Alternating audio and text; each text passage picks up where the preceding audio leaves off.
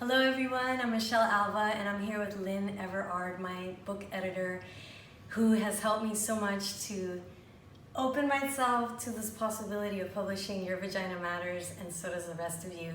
And he recently released his book, so I'm so happy to have you here. I would love to hear the benefits of your book and what inspired you to write your book, How to Speak Your Truth.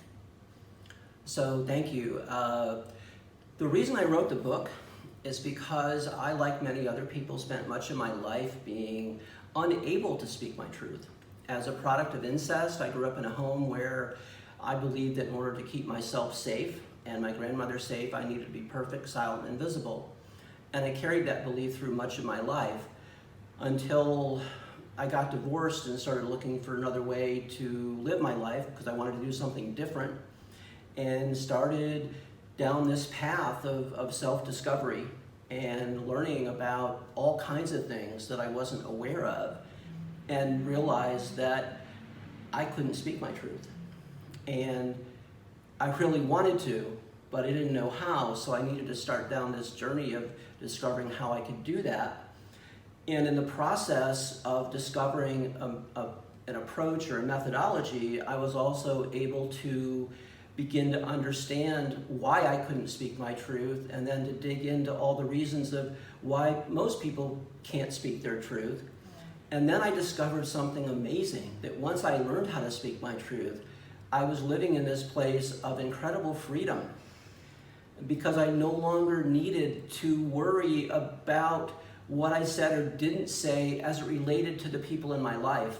I didn't need anyone's approval anymore. I didn't have to worry that they'd be upset, or they would try to punish me in some way, or that I'd be rejected or abandoned or criticized. All that went away when I discovered how to speak my truth. And learning to speak your truth is not really a one-time thing. Yes, you learn how to do it. There's a process, which I teach people, but the way that you continue to speak your truth is you continue to be in the practice of speaking your truth.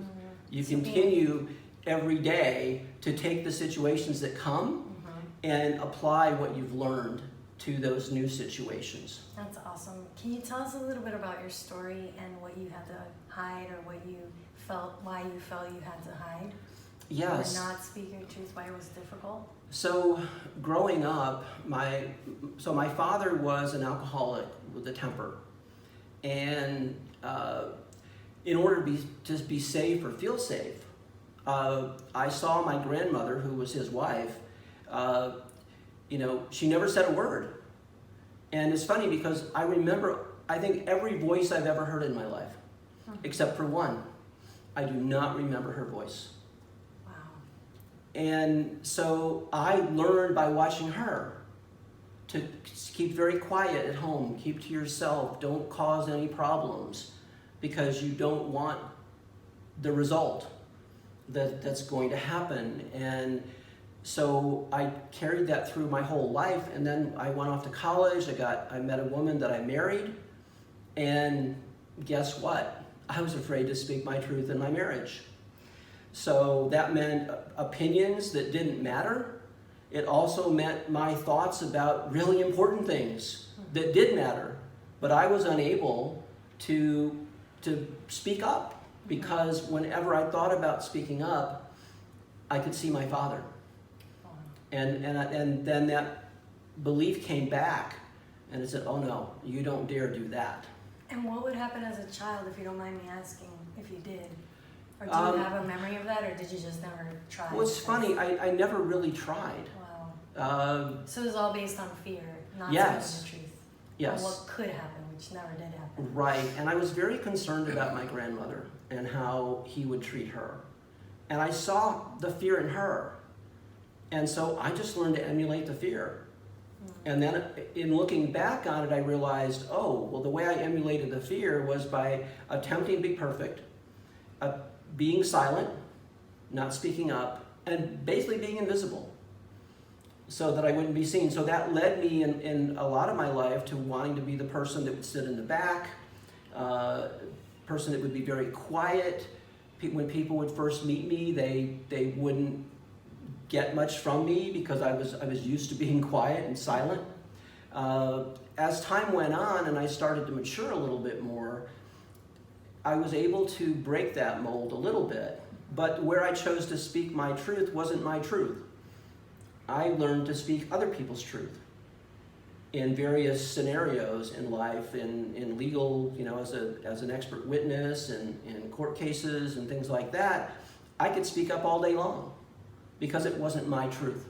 And I didn't feel like I was going to be punished for it.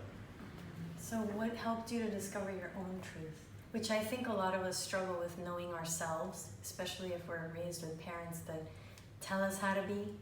I think a lot of people, that's what the midlife crisis is, at least this is my opinion, how we live our lives for everyone else. This happens a lot.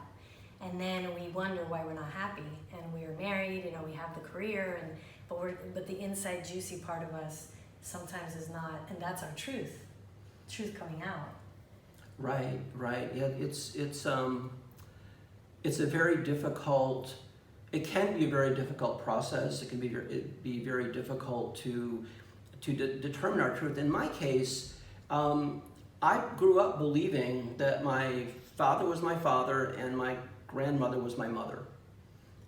And it wasn't. My father died when I was 13, but it wasn't until my grandmother died when I was 18 that 3 days after her funeral, I had gone back up to the home that I'd lived in for 13 years at that point, and the next door neighbor came out and walked up to me and said, "I'm really sorry to hear about your grandmother." Wow. And that took me by surprise because I didn't have a grandmother. I had a mother. My mother just died. I don't know anything about a grandmother. So in true silent form, I said nothing back to her. Wow. And just allowed the wheels in my own mind at age 18, allow the wheels in my own mind to start turning. But I knew I needed some answers, because at that point I had just been in mourning of a person that I wasn't even sure I was related to. Oh wow. And 5 years before that I had mourned the loss of another person that I wasn't sure I was related to at that point. Mm-hmm. So I wasn't even sure so I'd lost my grandmother, and at that point I wasn't even sure I had a family. Because I wasn't even sure who I was.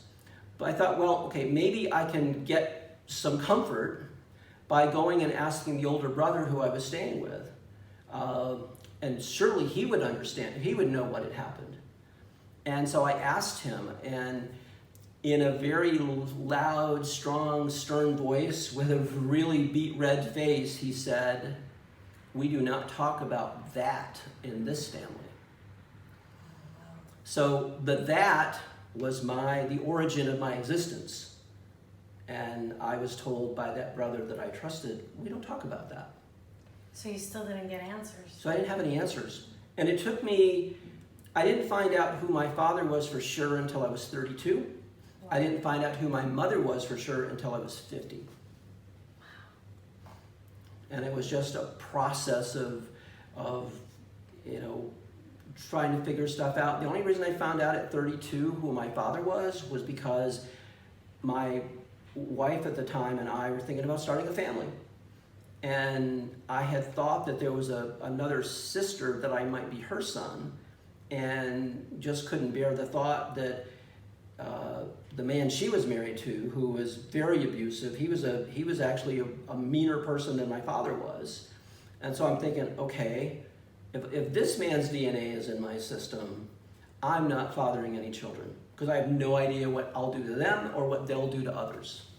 How did you discover ultimately who your true mother, blood, An older brother who was my mentor in my education and my career development. He was a college professor. He and his wife helped me to begin to put the pieces together.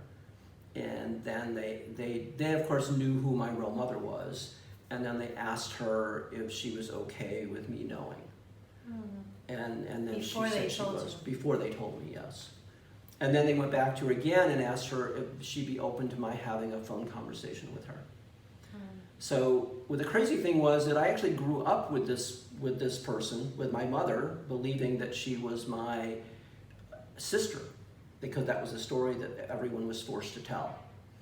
And so in my entire life, I only had a 3-minute phone call where I was able to speak to her as son to mother. Wow. And all I said was, I know the two things I said. I said, I love you, and I want to thank you so much for everything you went through to bring me into the world. Aww. And the phone conversation ended. And So I she never couldn't ever really spoke to speak her to you about that at all? because at the time, not everyone knew what the truth was. And I think she was just concerned about some people finding out. So we kept, and because my father was such a powerful, angry person, all of his children were deathly afraid of him years after he died. Wow. It was that much power, that much anger that he carried around. Well, you've come a long way, and Lynn is one of the most loving human beings I've ever met. If you want to study unconditional love, aside from speaking your truth, here he is, angel manifested, to hear how you have gone through so much, not knowing so much, and at the same time knowing yourself so well now. You're living proof that anybody can get through anything, any challenge, and write a book. So yes, I'm super excited to be a part of all of this, and I just got my copy and I can't wait to read it. And do you want to let people know what else you're up to? Because I know you're making events surrounding this, live events, right? Yes, so to heal people and help them to be able to share their truth, just like you have. After the first of the year, we're developing, and I say we because Michelle has, and I've been discussing her doing this work with me. After the first year, there will be a workshop called How to Speak Your Truth. And it'll be 3 components. The first component in the morning will be kind of the teaching aspect of it. Why don't we speak our truth? What are the benefits of not speaking our truth? But also what's the pain of not speaking our truth? And then going into the next phase, which would be what we're really referring to as the healing phase, of allowing people to go through the process of forgiving themselves for not being honest with themselves. A lot of us are pretending. This is something that can you speak into that? Do you mind sharing a little bit? Sure. Because there's so many of us that say, like, how are you feeling? And then we'll say, I'm great. Great. But in reality, there's a lot of crap happening, just wearing the mask. Right. Well, we get so conditioned, and we all have a fear of not being liked for who we really are. And we think that, God, if they find out who I am, they'll run. They'll abandon me. They'll reject me. They'll criticize me. They'll do something. All I know is that if I reveal who I really am, I lose. Wow. Right? Or if I show who I really am, like for me, being the healing guide person, will he love me even if I'm not healing or massaging or doing anything extra to anyone? This has been my own, am I enough? Can I be enough? Just like this, will someone like me enough to want to be with this? Minus all the perks. The extras, bonus stuff. Right, and then the third piece of this, the afternoon, most of the afternoon, we're going to be working on the experiential part, which means that we're creating scenarios for you to learn how to speak your truth in ways that are really, really safe, and then it gets a little more, I don't really want to use the word risky, but because it's all safe, but it's going to allow you to feel what it feels like to speak your truth when the outcome is not guaranteed. Because when you can speak your truth with no guarantee of how that other person's going to respond, and you know that no matter what they do or don't do, that you will be okay, you have reached a level of freedom that you've never imagined. And authenticity. Because, well, let's talk about that, because we all want to be authentic. But if you're not in touch with your own truth, if you're not able to speak your own truth, and when I say speaking your truth, I'm not talking about doing it in an angry, vengeful way that is just trying to get back at someone. That's not speaking your truth. That's just anger, and you're bringing a bunch of other stuff into it. Speaking your truth is always done in love. If you're not doing it in love, you're not speaking your truth. It's soul talking. That's how I look at it, coming from the heart.